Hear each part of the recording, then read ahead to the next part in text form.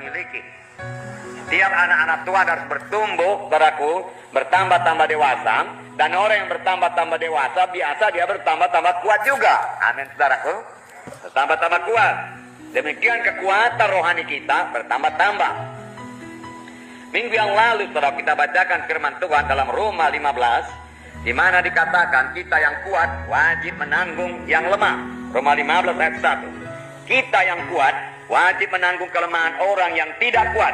Dan jangan kita mencari kesenangan kita sendiri. Jadi firman Tuhan berkata, dalam satu sidang Tuhan, ada yang kuat, ada yang tidak kuat. Ya. Jadi Tuhan membedakan. Dan firman Tuhan berkata, yang kuat ini harus menanggung yang lemah atau yang tidak kuat. Ya. Yang lemah ini, saudaraku, banyak kali berjalan dalam kehendak daging. Dia tidak berjalan dalam roh. Dan bisa saja dia menyakiti anak Tuhan yang lain. Tetapi anak Tuhan yang lain yang kuat itu segera memaafkannya. Dan kalau boleh, saudaraku, menasihatinya dengan kasih. Itulah yang dimaksud dengan ayat ini, di mana yang kuat menanggung yang lemah. Dan itu perlu, saudaraku, bagi yang lemah, saudaraku, supaya dia juga bertambah mengerti jalan Tuhan. Dan perlu bagi yang kuat, supaya dia bertambah-tambah kuat. Dan buah roh bertambah-tambah dalam dirinya. Betul, saudaraku? Ya, puji Tuhan, saudaraku. Sekali lagi di sini dikatakan dalam 1 Tesalonika 5 ayat 14, belalah orang yang lemah, dikatakan.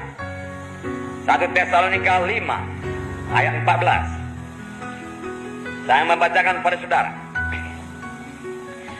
Kami juga menasihati kamu, saudara-saudara, tegurlah mereka yang hidup dengan tidak tertib, hiburlah mereka yang tawar hati, belalah mereka yang lemah, sabarlah terhadap semua orang. Ada beberapa di sini dikatakan, saudaraku, dari tugas anak-anak Tuhan yang kuat, ya, kuat rohaninya. Tegurlah mereka yang hidup dengan tidak tertib, hiburlah mereka yang tawar hati, belalah mereka yang lemah, sabarlah terhadap semua orang.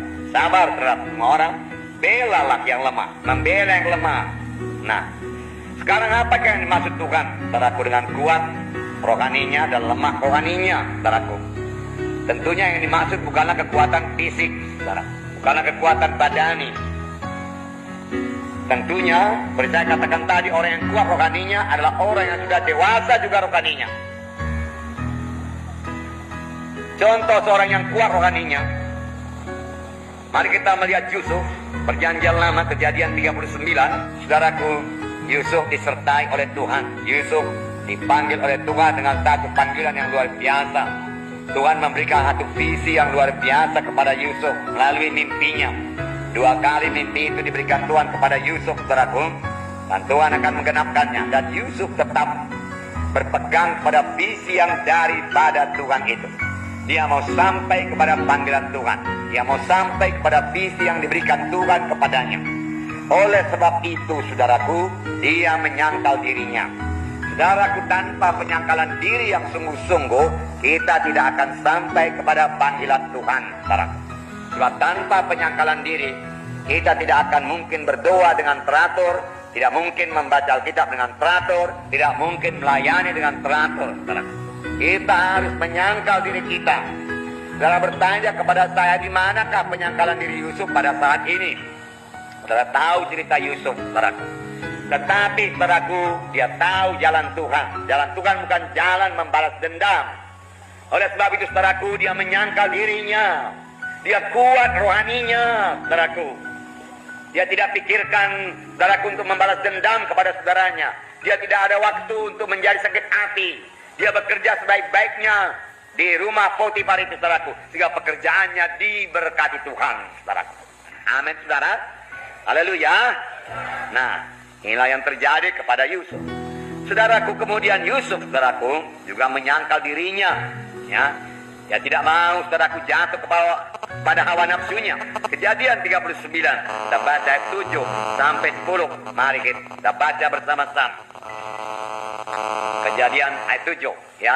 Ayat 6b berkata, adapun Yusuf itu manis sikapnya dan elok parasnya, ya. Nah, tetapi dia tidak memakai, saudaraku, ya. Parasnya yang elok itu mencari keuntungan diri sendiri, tidak, saudaraku, tidak, ya. Ayat 7 sampai 10, mari kita baca. Selang beberapa waktu istri tuannya memandang Yusuf dengan perhati, lalu katanya, marilah tidur dengan aku. Tetapi Yusuf menolak dan berkata kepada istri tuannya itu, dengan bantuanku, tuanku itu tidak lagi mengatur apa yang ada di rumah ini, dan ia telah menyerahkan segala miliknya pada kekuasaanku. Maka di dalam rumah ini ia tidak lebih besar kuasanya daripadaku, dan tiada yang tidak diserahkannya kepadaku selain daripada engkau, sebab engkau istrinya. Bagaimanakah mungkin aku melakukan kejahatan yang besar ini dan berbuat dosa terhadap Allah?